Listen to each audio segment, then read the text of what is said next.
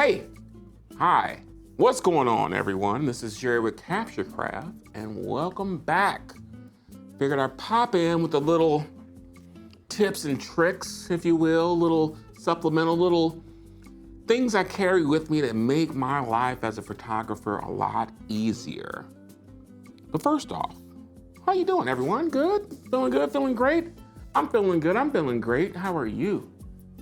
I hope you're doing good. I hope you're in a good space, good mind space, good happy to be where you're at. If not, take some time, talk to a friend, do all the stuff you need to do to get right with yourself.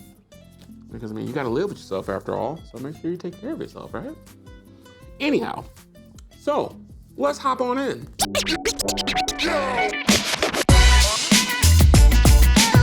Alrighty, so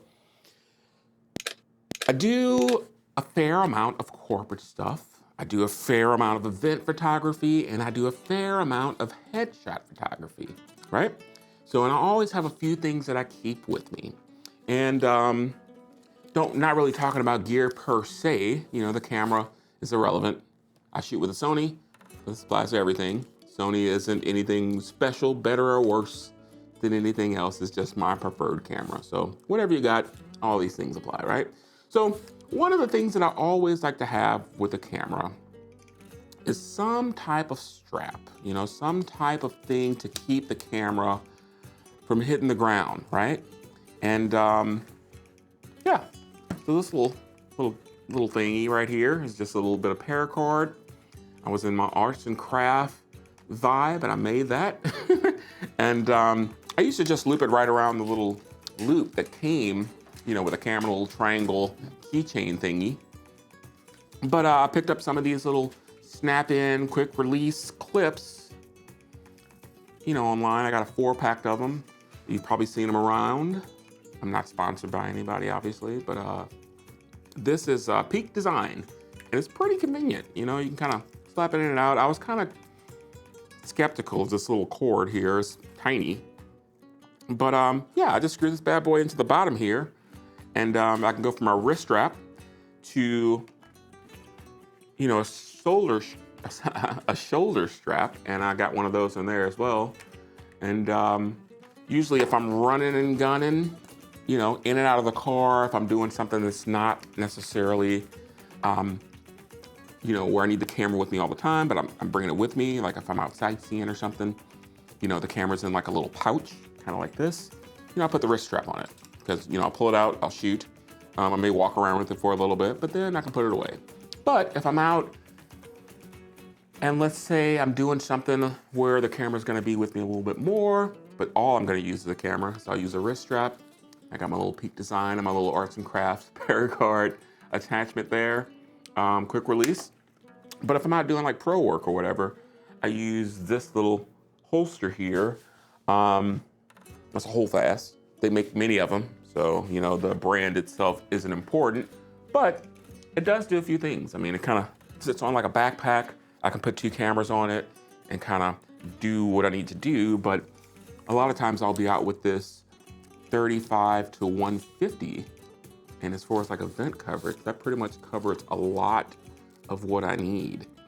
And actually change the focus hold button on there, and this is gonna be a point of contention with people, is that I changed this focus hold button to take the camera from 35 millimeter full frame to crop down. So the equivalent reach I will get with this 150 millimeter lens on this Sony camera is a 1.6 crop, and I think that's 240 millimeter equivalent reach. Now, it doesn't do the same compression as if I was shooting a 200 millimeter or 240 millimeter, but I can get out there. I can get things that are a little bit outside of reach with me back, and then if I need to enhance it or anything inside of Lightroom and bring it up a little bit, I can do that. Usually the camera I take out will be this one, it's my A7 III, or the one I'm filming with right now, which is my A7 R5, and that one being like a 60-something megapixel camera.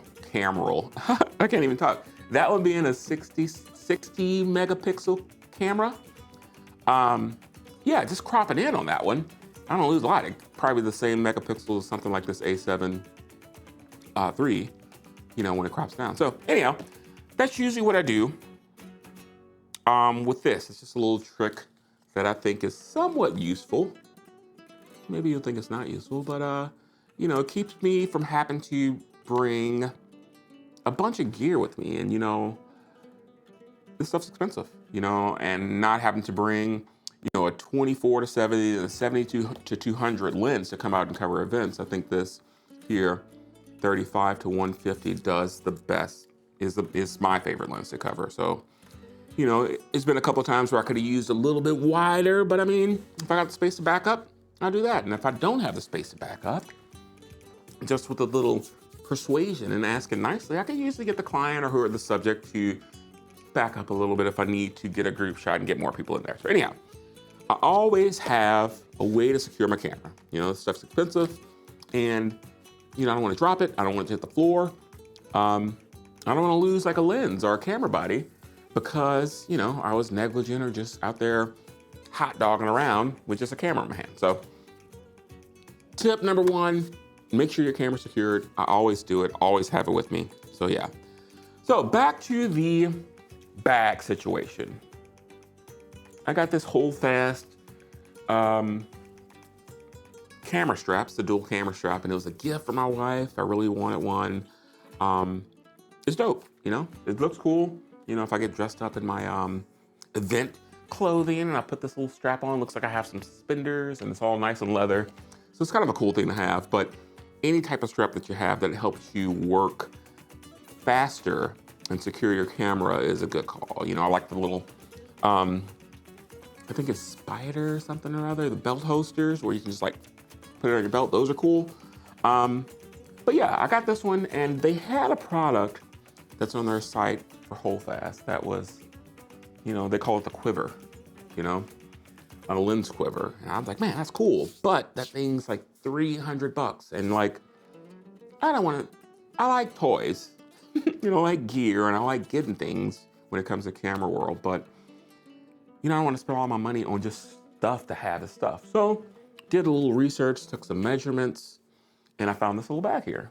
And it's canvas, has a little, you know, one of those little soft inserts, but it's the perfect size to, you know, have on the back of the bag. I put it on, it hangs in the back like a little backpack, and I could put like a couple of speed lights in there. If I want to have a different lens, if I want something really wide, I need something like a 1.8 or a 1.4, you know, I can put in the back.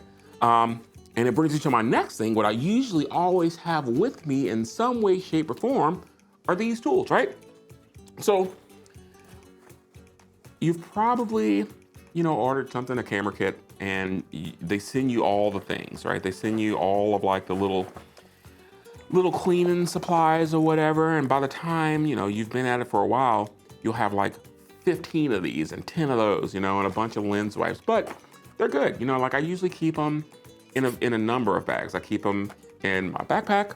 I keep them in my little, you know, bag that I take out when I'm working in the field.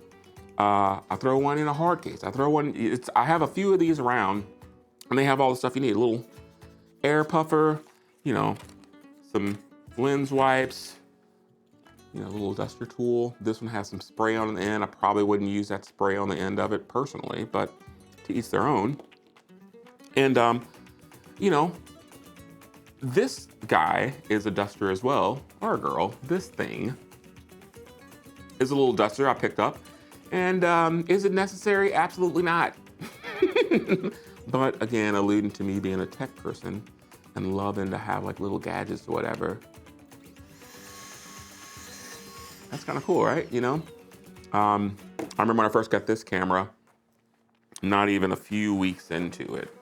I'm shooting and I have the lens off of it and I get a little smuts inside of it and I go and take a deep breath, and as soon as I released and blew into the sensor, just a little old drop of mouth condensation got in there. Couldn't get it off, didn't want to touch it, and I had to take it to the shop, get the camera professionally cleaned because I didn't want to touch it.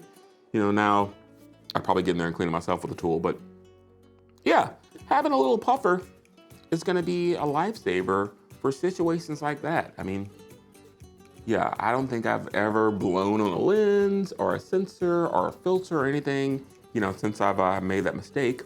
And having some type of air puffer or thing to get stuff off of there is a good call. My buddy Lincoln, he showed me this when I first started shooting, is, you know, depending on what's the most expensive thing, his rule of thought is that, you know, if the camera's the most expensive, if you take the lens off, you keep the camera facing down. The lens more expensive, you know, you take it off, you keep the lens facing down. So no dust or anything gets into the sensor or to the back of the lens housing or whatever. So moving on, what else do I always have with me? I always have a little multi-tool. And this is just good for stuff, you know, like, you know, you're carrying a tripod and something breaks off, you need to tighten it up or whatever. Having a pair of pliers is always handy to have.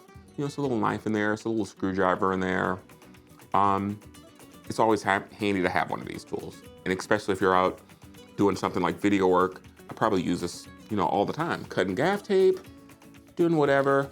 In addition to that little tool, I also carry along this little guy. It's a little small rig, little multi-tool, and it's Phillips, flathead, a few different Allen key sets, and it has some openings here where you can put in different like little screws and stuff and carry with you, and it comes with this little case. So usually have that with me almost every time that I go out because again, same thing, tripods, camera attachments, things like that. You know, if you're just building out a rig that's a little bit more than just photography, a lot of times you have other attachments you have to put on, like screens or batteries or all that stuff.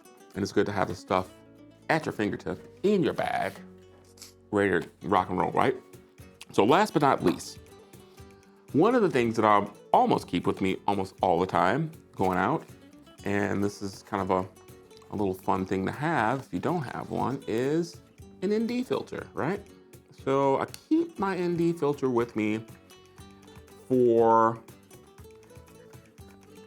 the prime reason of being able to, you know, get the lens a little bit wider than I normally would. So if I'm out shooting in the day, I still want to have that bokeh that people want so much.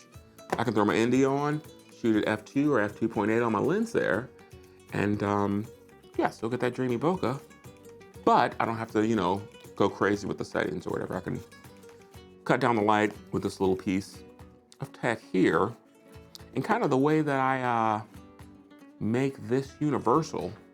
So this filter size on the front of this lens, I think it's 82 millimeter. That's the largest filter that I have. My 2470 has that. This one has that. And that's, yeah, this is the largest filter thread. So all of my lens, I bought adapters to screw in the front of them. So I got two of these different, you know, ND filters. So I can just attach them to the front of them. You know, having a magnetic one would be a little bit easier, but those are more expensive. But this is, you know, one of those tools, a variable ND is like invaluable. You know, you throw it in your kit and you take it out and you can really, it really changes what you can do, especially in the bright light. So I would recommend maybe grabbing one of these. You know, always keep your safety first. Make sure you got some type of strap. You know, you don't have to look like an uncle with one of these strapped to your sides in a little satchel or anything, but you know, have somewhere close on you, have your tools, you know, so you can take things apart, you know, keep your air on you and make sure everything's secured, you know. So tips and tricks with Jerry right here on Capture Craft. Hope you got something out of it. I will be back with you very soon. We're gonna continue our exploration of light, and I'm going to give a little practical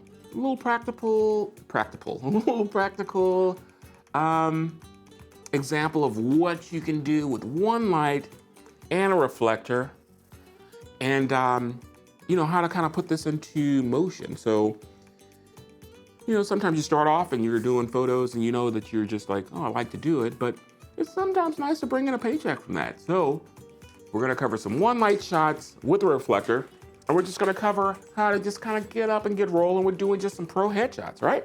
Something you can use right out of the gate, something you can use to bring in a couple bucks and pay for more stupid stuff like little landers, right?